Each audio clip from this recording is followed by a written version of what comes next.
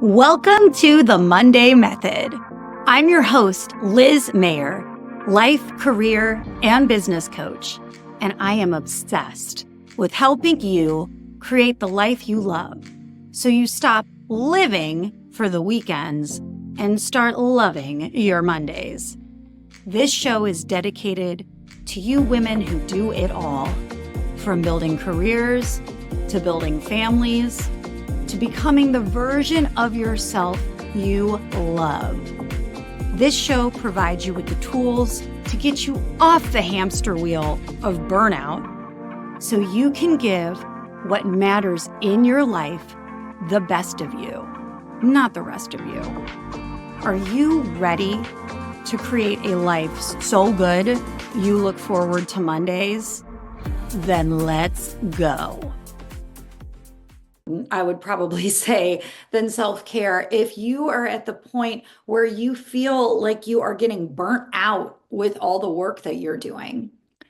And the reason why I am so obsessed with self-advocacy is ultimately it's about mastering communication skills that help you get more of what you want out of work and really in life.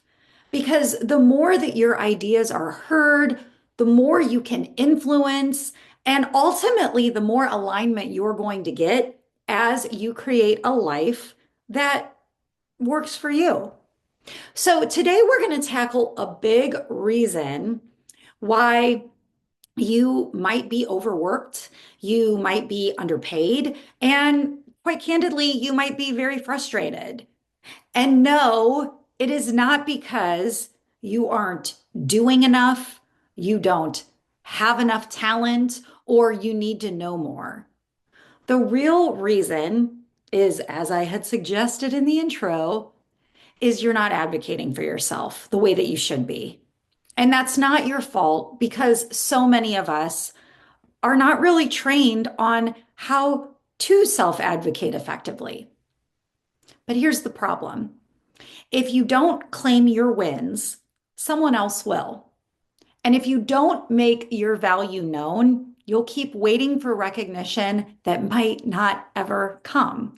So, in today's episode, I'm going to give you more tips for how to master self-advocacy on a daily basis so you can get more of what you want, whether that's more money, more influence, and actually enjoy the fruits of your labor. But before I get into the meat and potatoes of this, or if you prefer spaghetti and meatballs, or because Lent is almost here, if you prefer fish and chips, if you struggle with your voice, be it in large presentations or meetings where you are surrounded by people with bigger titles than you or that intimidate you, or even if you are avoiding those awkward conversations like asking for more money, then my Speak with Swagger challenge is for you. This challenge goes live very soon, and I am launching a beta test for this new program. So if you head over to lizmayercoaching.com/swagger, you can get on that wait list and be the first to hear about this new 5-day program that will take you from dreading presentations, dreading speaking up in meetings, to actually owning your voice and getting what you want. Okay, but back to why you're here. So let's start with why you may not really want to brag about yourself. Okay.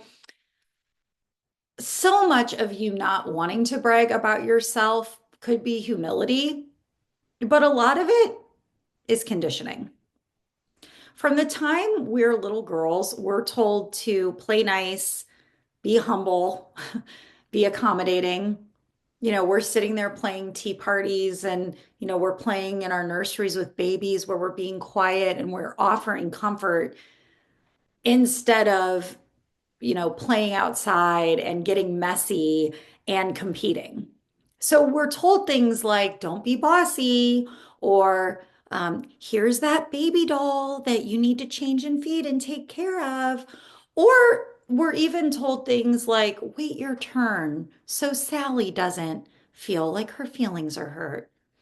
So these are things that are just really natural. They're things that we're told as kids in order to be really just kind people. So it's not like it's done with any harm.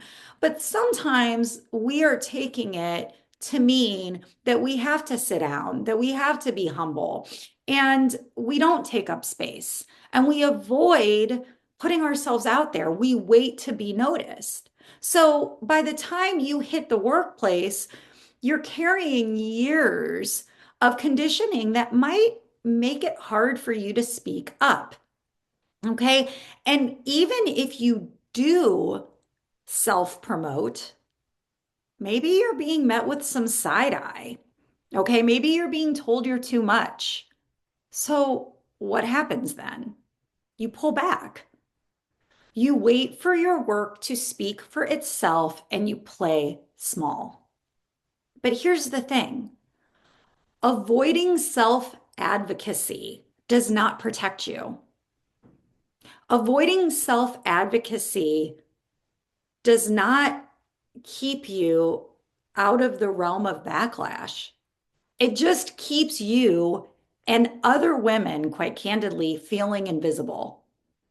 And I know that we talk all the time about overworking and how that when we do too much, we get burnt out. But I am going to tell you right now, nothing is going to dampen your fire and exhaust you more than playing small and sitting down when you want to stand up and you want to step into some big ass goals. Okay. So instead of thinking about burnout just being about working too much and doing too much, I want you to start reframing burnout as burnout can happen when you don't speak your truth. And part of speaking your truth is advocating and promoting your value. The truth is that women who don't self-advocate get overloaded with lower value work. I'm going to say that again. When you don't self advocate, you are more likely to get low value work. What's low value work? Being asked to take notes in meetings. And maybe, and I know I'm guilty of this, is volunteering to take notes in meetings. You're actually raising your hand to say, no, I'll be the scribe. There's a reason why anyone is asked, anybody want to take notes in meetings? Because nobody wants to do it. That's what AI is for. So taking notes in meetings, that's an example.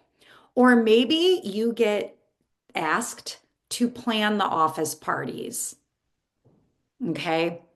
I have to giggle when I think about like the party planning committee at the on the office, the show The Office. But that is an example of low value work. Cleaning up other people's messes also is an example, literally and figuratively, like Cinderella, right? Just because you have your stuff together, okay, you are basically being asked to take on more. But here's the irony of all of this. You're getting asked to take on lower value work. And in the same frame, you don't want to remind people that you have a lot to offer. All that extra work, the notes, the office parties, the cleanup crew, the special projects that have nothing to do with developing you in a way that is conducive to the career growth you want. That extra work, that non-value added work, and when I'm saying non-value added, I'm saying ultimately non-value in relation to making you grow in the way that you want to grow. That work is not going to be what gets you a raise. It's not going to be what gets you a promotion or the next opportunity. And the truth is while you're doing this work, you're drowning in thankless tasks and your colleagues are getting ahead. But here's the good news. You don't need a fairy godmother, Cinderella. You're going to be your own solution. You can change it, and it starts with mastering self-advocacy. So, You've heard about self-care unless you've been living under a rock, right? That can be anything from getting steps in to getting sleep to turning off your cell phone to just doing things that are fun and restore you, right? So you've probably heard a lot about that, and you probably have some sort of practice that you formally take part in. But I want you to start thinking about self-advocacy as importantly and as critically as you do about self-care. Okay. Self-advocacy is just as important as getting those steps in. Self-advocacy is just as important as having those quiet moments and getting in your sleep and drinking your water. Because just like self-care, self-advocacy gives you more resilience. It gives you more energy. Self-advocacy gives you more influence. It gives you more confidence in many ways, and it can help get you to the areas that you want growth in, right? Whether it's more opportunities, more money, more just visibility. So I'm talking about self-advocacy, but I want to give it to you in a few tangible ways of how you can get self-advocacy on a day-to-day basis. And there's three very simple ways that you can get better at advocating for yourself.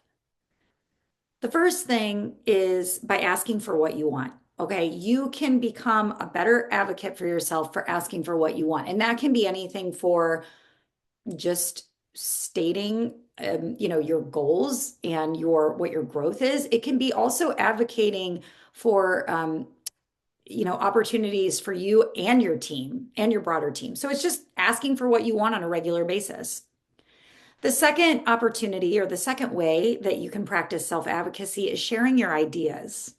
Okay, speaking up, sharing your brilliance. And the third is presenting with confidence. And you can take presenting with confidence to mean presenting in those bigger meetings or just presenting, meaning how you show up. And I'll talk to you a little bit about that. So let's talk numbers.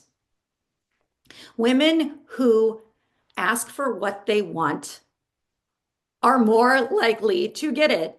Surprise, surprise. Women who negotiate their salaries are twice as likely to get a raise compared to those who don't. Twice as likely. So that's what I mean when I say you need to ask for what you want. Because if you don't ask, you're not going to get it. Okay? Self-advocacy doesn't just mean having those meetings with your boss where maybe you do ask for more money or for more responsibility for you or your team. As I suggested, self-advocacy can be as simple as sharing your ideas and speaking up in meetings. Okay. I don't know how many women that I've heard who are clients of mine who basically say, oh, I had an idea in a meeting, but I was just really intimidated, or I really want to speak up in meetings, but I'm so distracted with preparing and making sure that if I have, the questions prepared, if there's any questions, asked of me, that I'm ready, or they think about showing up in meetings as an opportunity that you only get if you know the answer to everything. And that is just not true. Self-advocacy is about sharing and spreading your brilliance. It's not about preparing all of the data that is never usually, in fact, asked for. It's about showing up and owning your voice. Now, I get it. Stats show that women are interrupted 33% more than men in meetings. And even when you contribute, oftentimes women's ideas are credited to someone else. Go ahead, say it. What the actual F? I know it's happened to me and it's probably happened to you. And if it hasn't yet, it's probably because you haven't spoken up enough. So what's your move? What do you do about that? You can't just say, you know what, I'm not going to play the game. You need to play the game a bit differently. So here's what I want you to do. When you're in those meetings, I want you to speak up early. The truth is that people are more likely to pay attention to the first voice in a meeting. So don't wait for permission. The second thing I want you to do is drop the softening language.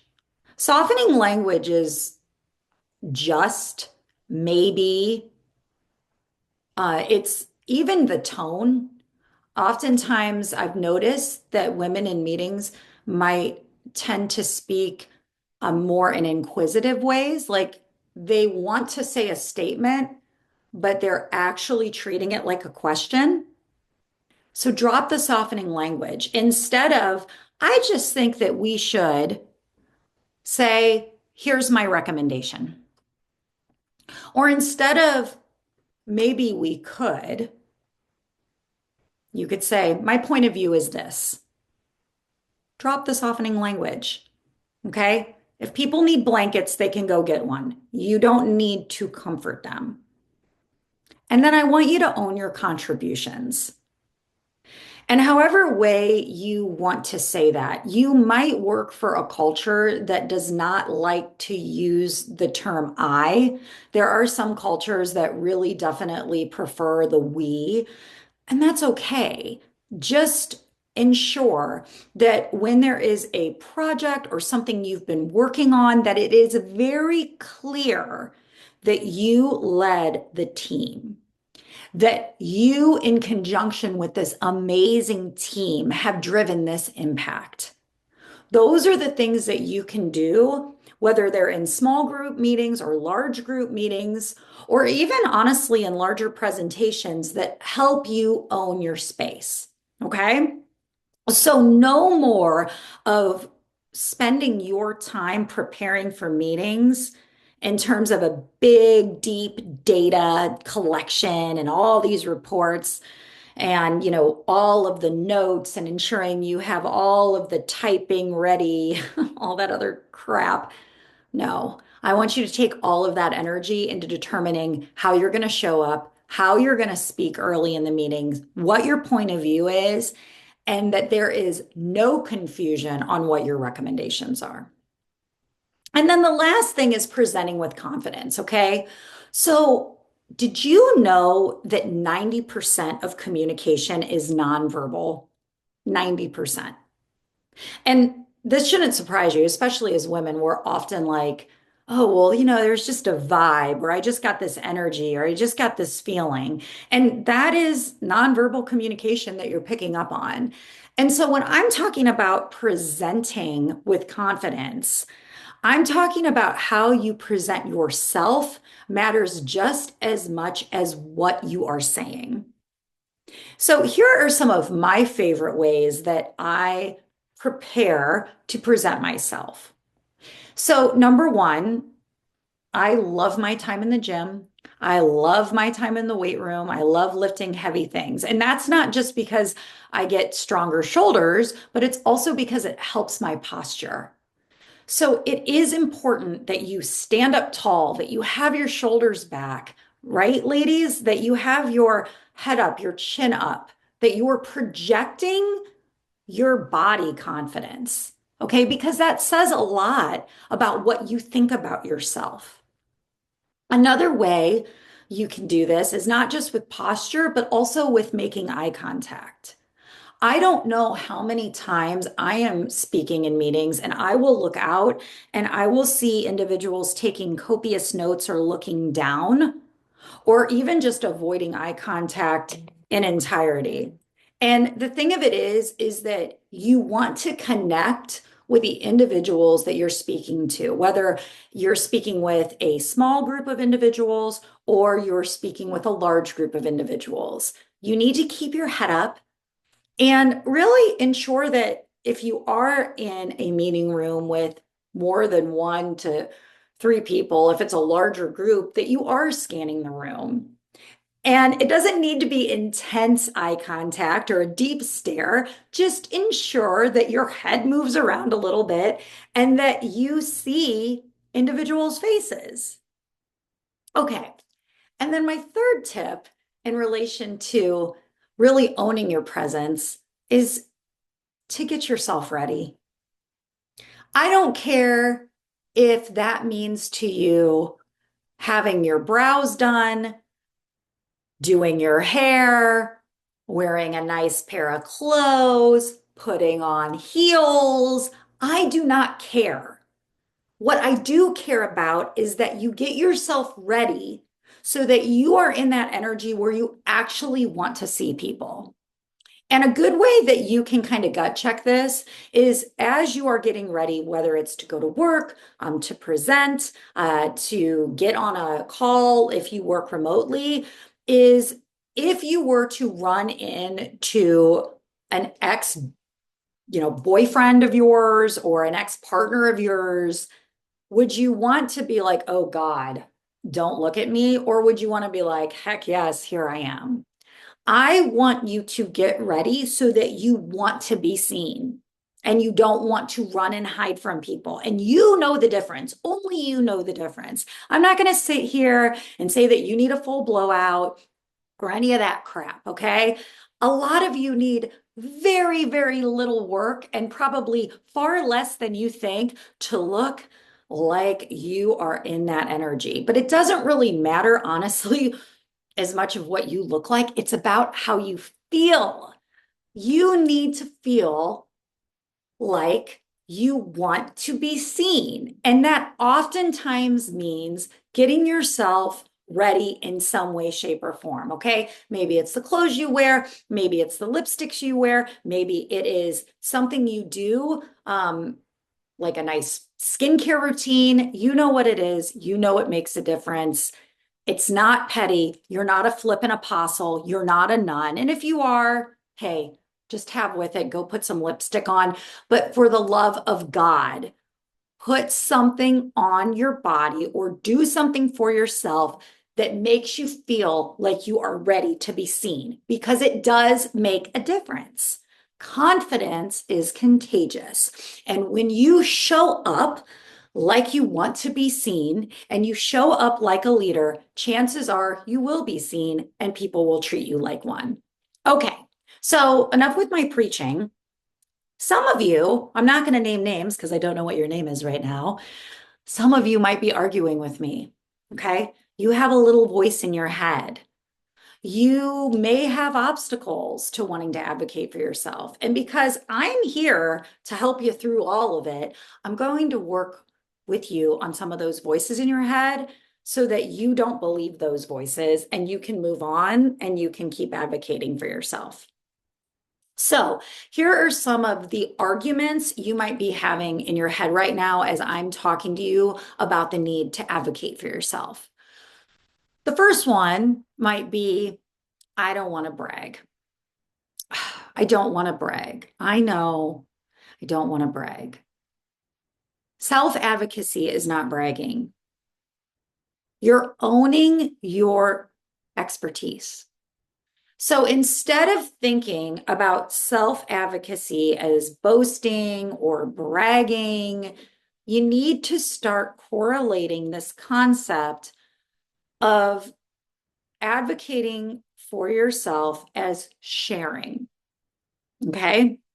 So this is a trick. It's a word trick, but it's a big one because words matter, especially as you're rewiring your brain.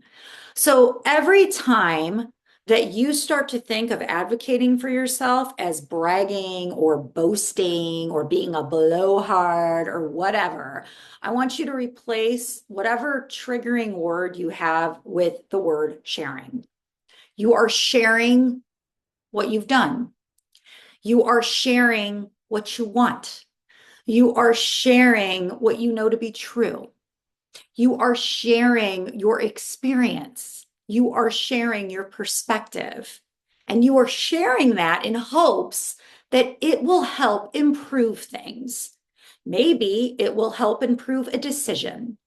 Maybe it will help improve the business. Maybe it will help improve a situation and it might help improve the situation or the decision for you. It might help improve the situation for others. You are not bragging. You are seeking to improve things by sharing. That's it. And by the way, if you don't claim your wins, if you don't claim your greatness, somebody else might take it upon themselves to claim credit for the work you've done. But if you are struggling with this whole concept of being a braggart, don't think about it like that. Get your mind wrapped around the concept of sharing. Okay. For some of you, and I get it because I'm with you, maybe you're one of those women who have tried to self advocate, but you have told that you need to play the backfield. Or maybe you fear backlash from people that just aren't as confident as you. Maybe these people can't hold your sports bra. Okay, let's be real. If you've ever been told that you need to play the back or you need to take yourself down a notch, you're not imagining things. You're not crazy. Okay. You might be part of a culture or you might have a manager who does not know how to really cultivate growth of high achieving, high performing women. And that is unfortunate, but it's also an obstacle that I know you can overcome. The truth is, though, is studies show that when men self-promote, they're seen as leaders, and when women do it, they can be seen as arrogant or they can be seen as unlikable. But I don't want you to use that as an excuse to play small. Okay. Self advocacy is a skill. And if you are part of a culture or you have a boss that only likes men promoting themselves or prefer that you are not as direct with your advocating, then here's some simple things you can do. Use the word we and always frame your accomplishments as a benefit for the greater good. So let's say that you led a project that helped drive efficiency, within some sort of operations. Let's say that you created a new process. When it comes to framing that accomplishment, really talk about it in terms of the impact that it had on the business, but also be very clear that you and the team, we work together, or that you really had this vision and then you were able to help work with the team to deliver this process that ultimately drove this impact. In addition to this, having sentences really and some key phrases in your back pocket can help you claim your greatness. So instead of saying, I did this, you can say something like, this project had a major impact. And I'm really proud to have led this amazing team that executed it. This project had a major impact. And I'm really proud of the work that we did. And I'm really excited that I got to be a part of that. So, yeah, it is a little bit of politicking, it's a little bit of PR. But at the end of the day, what you're not doing is you're not avoiding it. And that's what I really want you to get through to yourself is that nobody is responsible for getting the impact that you want outside of you. You really do hold the power. And in order to unlock your power, you have to learn how to advocate and communicate on your own behalf. Because in doing this, yeah, you are going to get the results, but you're also showing other women how to step into their power. Another common obstacle that I hear is hard work should speak for itself. And I'm very likely going to do an entire episode on this. But If hard work alone led to success, then you wouldn't need a job interview. Okay? You wouldn't need networking. The reality check is that the highest paid professionals aren't always the ones who are the best at doing. They're the ones that are best at being communicators. They're the best at influencing the work. They're the best at guiding through communication, not necessarily the doing. I'm sure a lot of you have seen that meme on social that is like my resume is a list of jobs that I never want to have again. And this truth speaks to this, that a lot of you are seeking growth so that you can lead and you can influence and you can use this power. So what the heck are you waiting for? Start today. Women who self-advocate get paid more, they get promoted faster, and they are happier and less burnt out. It's the truth. So here's what I want you to do this week. Number one, I want you to set one self-advocacy goal. So that can be speaking up in a meeting. It can be asking for something that you've been meaning to ask for. Or honestly, it can be about just sharing work that you've done online. I don't care. Do it. That is your job. Okay. The other thing I want you to do is head over to lizmayercoaching.com/swagger and check out my launch that is coming soon on the challenge that will help you step into your swagger and speak with swagger in any circumstance. And of course, friends, if you love this episode, don't be shy. Go ahead and advocate it. Share it with a friend who needs this message because when you advocate for yourself, we all win. All right, friends, that's it for the episode. Until next time, stay bold, claim your voice, and please own your wins. Bye. Well, hey, friend. Thank you for spending time with me. As a thank you for spending your very limited, precious time, I want to offer you access to a free masterclass on how to create personal and professional success without burnout. You can access the link in the show notes or head over to lizmayercoaching.com and click on the link to access this free masterclass. Thanks again for spending time with me, and I cannot wait for you to love your Mondays. See you, friend.